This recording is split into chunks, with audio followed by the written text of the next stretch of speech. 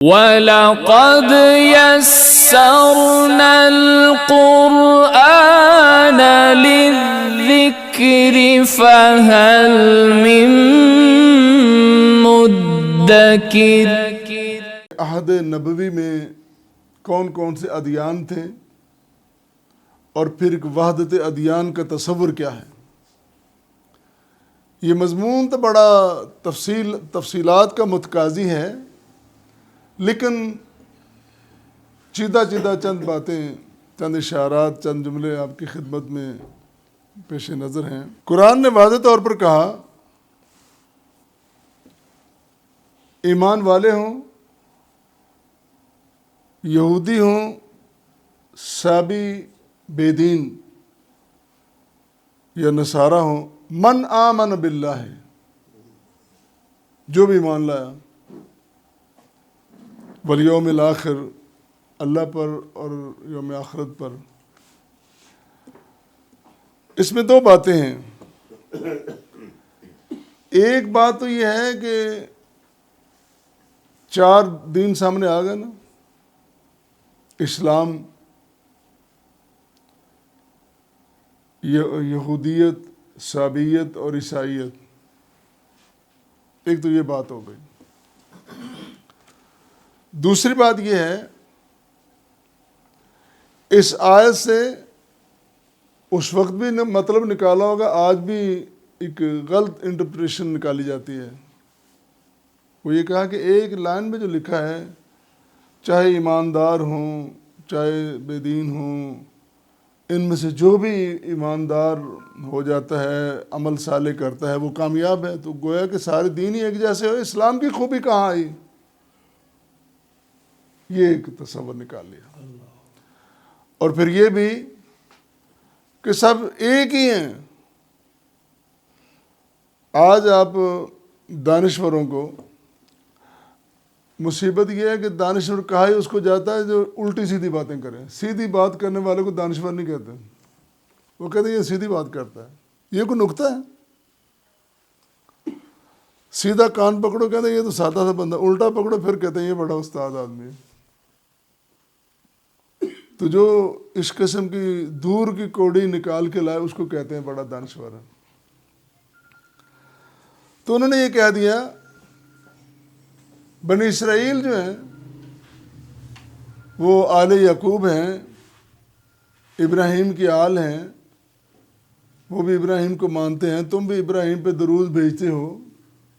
تو بات ایک ہی ہے نا۔ نہ انہوں نے اس کا پس منظر دیکھنا ہے، نہ پیش منظر، نہ تہ منظر، کچھ نہیں۔ نہ پس منظر، نہ پیش منظر، نہ تہ منظر، کچھ نہیں۔ صرف ایک سیدھی بات دیکھی اور بات کہہ دی۔ اللہ واللہ، بات یہ ہے، قرآن فرما رہا ہے کوئی اگر ایمان کا دعوے دار ہو، اگر وہ ایماندار ہو گیا، مومن ہو گیا، تو پھر تو وہ ساری چیزوں سے آزاد ہو گیا نا، پھر تو رب کا بندہ بن گیا۔ وہ بات نہیں۔ اگر کوئی ایمان کا صرف دعوے دار ہے تو دعوے دار وہ ہوتا ہے کہ جو اوپر سے بات کرتا اندر سے نہیں ہے، وہ تو منافق آدمی ہے۔ تو اس صاحب میں منافقوں کو کھڑا کیا، ایمانداروں کو نہیں کھڑا کیا۔ اگر منافقین کے ساتھ آپ یکجہتی پیدا کرنا چاہتے ہیں تو ہمیں کوئی اعتراض نہیں، کرتے رہو۔ یہاں مراد یہ ہے کہ وہ لوگ جو ایمان کے دعوے دار ہیں، اگر ایماندار ہو گئے، اگر اسلام میں پورے کے پورے داخل ہو گئے، تو پھر تو باتیں ساری تمام ہو گئی نا، پھر تو مقصد حاصل ہو گیا۔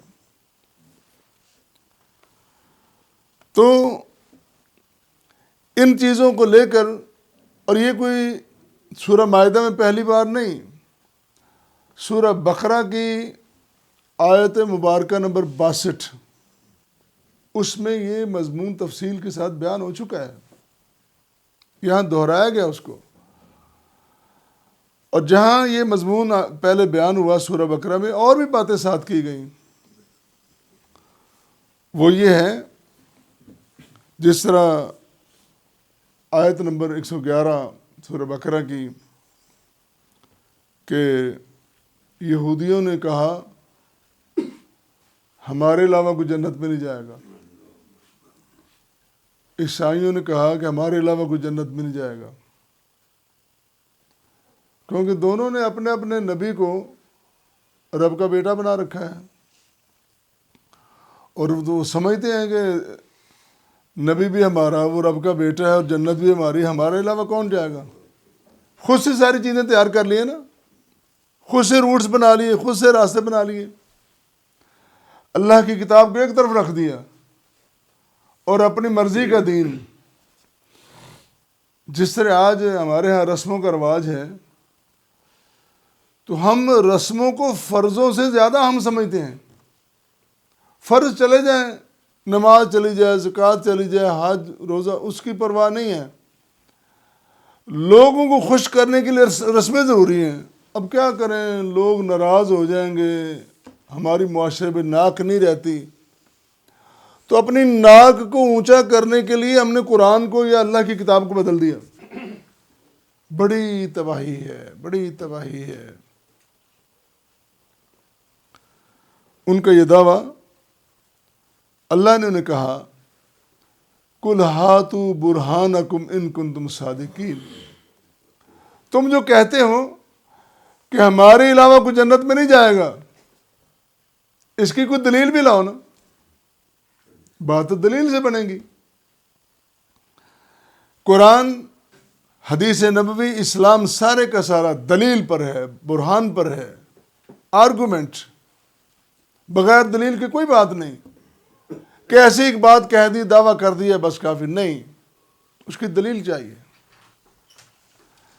اللہ تعالیٰ نے قرآن کریم میں اپنے ہونے کی دلیلیں دی ہیں، ضرورت نہیں تھی پھر بھی دی ہیں۔ مثلا اللہ نے کہا یہ تم آگ جلاتے ہو، یہ لکڑیاں کہاں سے آتی ہیں؟ اپنے جانوروں کو چارہ کھلاتے ہو، یہ چارہ کہاں سے آتا ہے؟ تم جو رنگا رنگ قسم کے انواع اقسام کے کھانے کھا رہے ہو، یہ کہاں سے آتے ہیں؟ کون اگاتا ہے کھیتیاں؟ کس کے حکم سے زمین اگلتی ہے سونا؟ اللہ نے پوچھا ہے نا، یہ دلیلیں ہیں۔ آج یہ بڑی بحثیں ہو رہی ہیں، اور وہی دانشور اللہ کے ہونے کی دلیلیں مانگتے ہیں۔ اللہ کے ہونے کی دلیلیں ہیں، تم نہ ہونے کی کوئی دلیل لے کے آؤ نا، بھی نہیں ہے، بتاؤ نا کیوں نہیں ہے۔ قرآن بھرا پڑا ہے اس کے دلائل سے۔ لیکن بدقسمتی یہ ہے کہ جب انسان عقل کا اندھا ہو جاتا ہے اور کانوں کا بہرا ہو جاتا ہے نا، پھر اس کو کچھ نظر نہیں آتا اور سنائی نہیں دیتا۔ تو قرآن نے ان سے یہ سوال کر کے پوچھا، بتلاؤ ذرا کون ہے جو یہ بات کرنے والا وہ اپنی بات کی دلیل لے کے سامنے آئے۔ پھر فرمایا رسول کریم صلی اللہ علیہ وسلم نے سورہ بقرہ کی آیت نمبر 112 میں، تم برابری کی بات کرتے ہو، سنو ذرا، بلا من اسلم وجہہ للہ وہو محسن فلہ اجرہ عند ربہ۔ اسلام ایمان کی بات کرتے ہو؟ ہاں، جس شخص نے اپنے چہرے کو اللہ کی بارگاہ میں جھکا دیا، اسلم معنی یہ ہے کہ اپنے آپ کو جھکا دینا، سرنڈر کر دینا، صرف باڈی نہیں، جسم نہیں، دل بھی، دماغ بھی، زبان بھی، قول بھی، فعل بھی، عمل، سب کچھ اس کی بارگاہ میں جھکا دینا۔ تیرے علاوہ کچھ نہیں ہے، میری قولی، میری بدنی، میری مالی عبادتیں سب کی سب تیرے لیے ہیں۔ یہ ہے اسلامہ۔ فرمایا جس نے اپنے آپ کو جھکا دیا، فَلَهُ أَجْرُهُ عِندَ رَبِّهِ، اس کے لیے اللہ کے پاس اجر ہے، اس کے لیے اللہ کے پاس اجر ہے۔ اجر کس کے لیے؟ جس نے باتیں بنائی، جس نے سوالات اٹھائے، جس نے اعتراضات کی، اس کے لیے نہیں۔ جس نے زبان نگاہیں، نظر، فکر، عمل سب کچھ اللہ کی بارگاہ میں جھکا دیا۔ اللہ تو ہی تو ہے جس نے زبان دی، تو ہی تو ہے جس نے کان دیے، تو ہی تو ہے جس نے دماغ دیا، دل دیا۔ اگر تیری طرف سے فیصلہ ہو جائے کہ حرکت قلب بند ہونی ہے تو کون ہے جو اس کو جاری کر سکے؟ پھر نبی کریم صلی اللہ علیہ وسلم نے صحیح مسلم میں ایک روایت ہے کہ آپ نے ارشاد فرمایا، والذی نفسی بیدہ، والذی نفسی بیدہ، مجھے اس ذات اقدس کی قسم جس کے قبضہ قدرت میں میری جان ہے، لا یسمع بی رجل من هذه الامہ یہودی ولا نصرانی ثم لا یؤمن بی الا دخل النار۔ سن لو، ہر شخص یہ بات کو سن لے اور نوٹ کر لے، کوئی شخص بھی ہو، یہودی ہو یا عیسائی ہو، اور پھر وہ مجھ پہ ایمان نہیں لاتا ہے، وہ اپنی نظریے پہ رہتا ہے۔ دیکھیں جی، میرے خاندان کے لوگ، میرے بڑے لوگ، میرے آباء و اجداد، وہ سارے پاگل تھے، میں تو ان کے نظریے پہ ہوں۔ فرمایا کسی قبیلے کی، کسی خاندان کی، کسی علاقے کی بات نہیں، بات اصول کی ہے۔ اصول یہ ہے کہ جو شخص ایمان نہیں لائے گا وہ جہنم میں جائے گا۔ تو کدھر گیا وحدت ادیان کا تصور؟ کدھر گیا سوا سوا اور برابر برابر؟ کدھر گیا؟ سب کچھ اڑا کے رکھ دیا، پرخچے اڑا دیے اس کے۔ دین ایک ہی ہے جو قیامت تک قائم رہنے والا ہے۔ یہی دین، یہی شریعت مطہرہ، اس پر کاربند ہونا سب کے لیے لازم ہوگا۔